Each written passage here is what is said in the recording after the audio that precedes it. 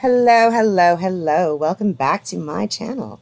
So we are back with more of my Bohemian inspired jewelry armoire, and this is just more of the background stenciling and details for this incredibly layered and very complicated jewelry armoire.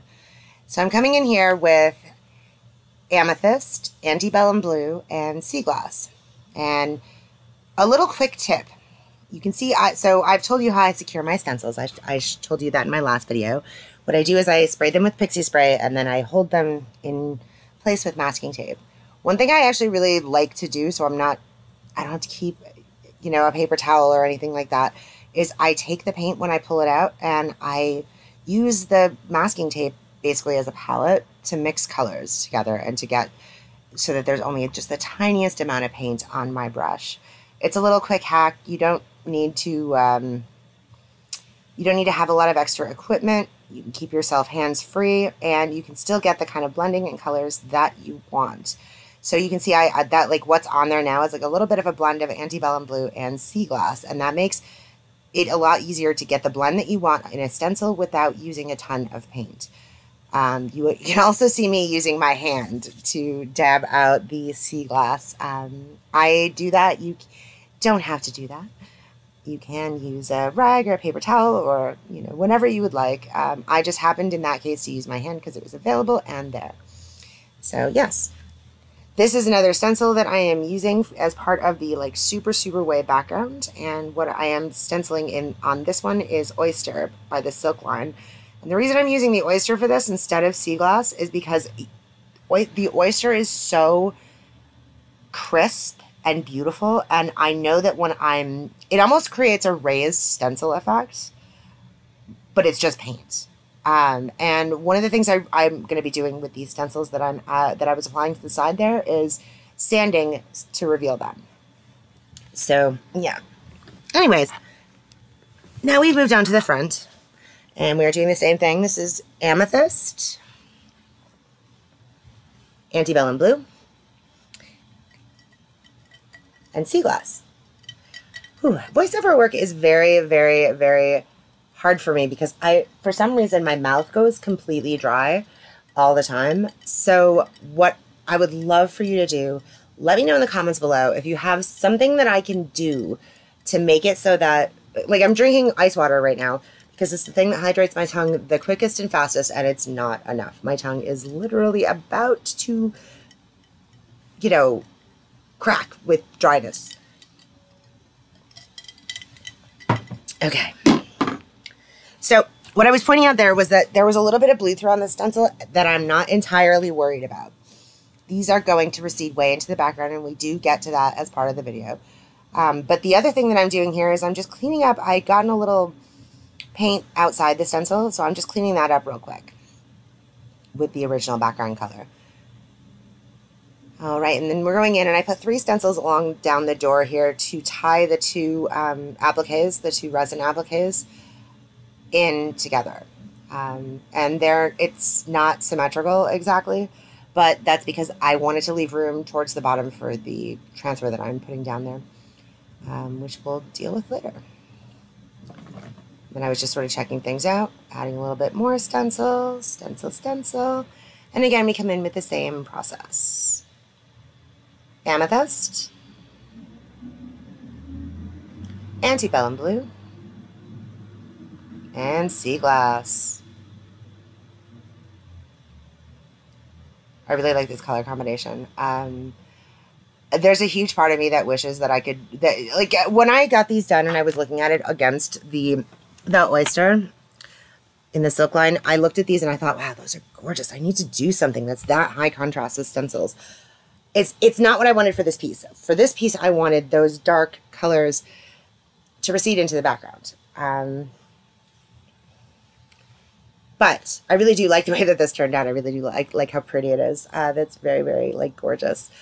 So yeah, so now what I've done is I've put on the doors, and I'm not sure if you can see there, but how I did this was I lined, instead of putting them back on their hinges and reattaching them with all those little tiny screws, I put the hinge up to where the door should be, and then I took little blocks of craft wood to prop it up into place where it's supposed to be, and I used masking tape to secure them to the top. That's a quick, easy little hack for if you have to do like doors or drawers or something of that nature. That's a quick, easy little hack for seeing what it all looks like together, without having to go through all the effort of screwing the doors back on and then screwing them back off. So again, this is a blend. We've covered this in other videos, but just in brief, this is a wet version of the same blend that I used on the legs. This is like a wetter version of it's basically a combination of what I did in the doors and what I did on the legs. We can see now because I'm tying everything together.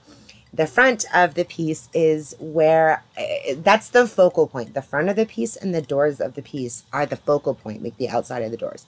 So I wanted to spend a lot of effort to bring the concepts from the doors and, excuse me, from the, and to marry those two concepts together. So I'm using a combination of the two techniques in order to do that in this background. And now we're adding the sea glass. So how I've done this is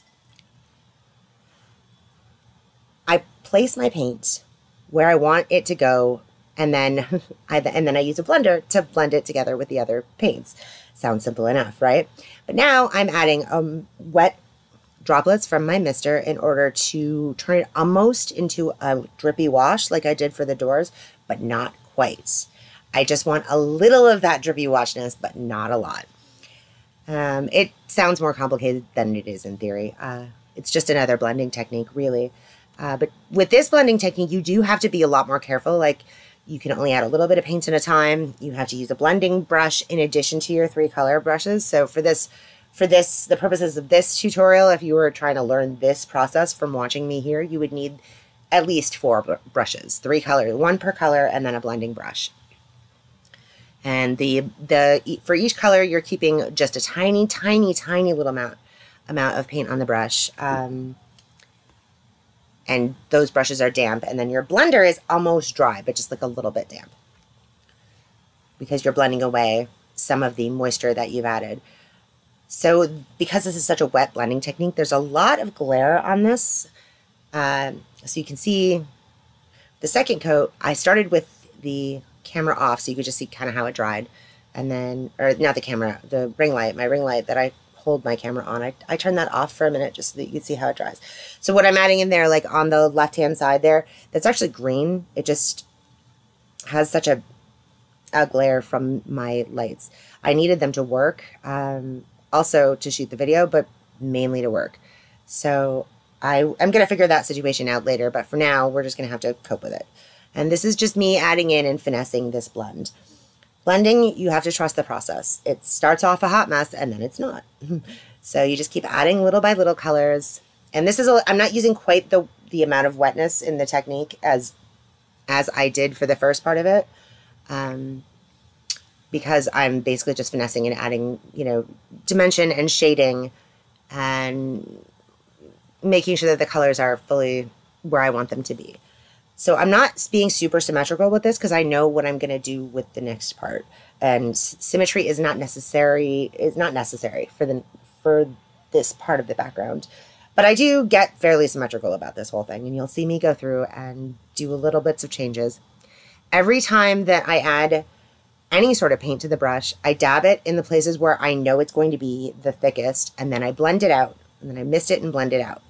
Add it where it's going to be the thickest, then mist it and blend it out. And then use your blending brush to finesse what you've done. We're going pretty fast here, but this video was originally 18 minutes long, even with everything sped up to 400%. So I sped this part up to 600%. That's why I look like an absolute crazy person. I really wish it was that fast. It would be awesome. But yeah, so here we go. I'm checking it with the lights off. And we're just going to go through and finesse it a little bit more. We are almost done with this part, I do believe. Oh, and I did pull in, one thing I did do, okay, you're seeing me do it here. I'm pulling that sea glass up just to, yeah, there we go. Just to kind of mark out those top details. There's going to be a little bit more of that finesses those details out even further. And I'm going to do a bit of a glaze in order to because the bottom ones look a bit washed out. I'm doing a bit of a glaze to get the details of those parts to show. But this is just basically blocking out the colors. And remember, this is a background layer. There's about, I want to say like three more major steps to go before this is complete. So there we go. So then once this was dry, I came in with my little scuff sander and I scuffed where those stencils were. You can see it brings it out just a little bit more. And I just scuffed it. And remember the detail, the brushstroke kind of crosshatchy details that I put in there? I brought that out a little bit with the sander as well. We're going to see more of that in the next part of the video. But I do want a nice smooth surface for my next phase, because the next phase is going to involve hand painting and transfers. So yeah. And then I go in there in order to get the dust from the sanding away. I just go in there with a damp paper towel, and that also helps blend and change things with how you sanded it. So yeah, I go in there and it slightly reactivates it, but just a little bit, which gives me the effect that I wanted. And that's one way of adding dimension and detail. Yep, looks good. All right, and now I believe I'm going to take you on a tour of the, yep, there we go, there's the tour. This is what it looks like now, and with the paper off, so you can see how it goes all together. So we're coming over to the side. Yeah, the masking tape is still on, but you can see.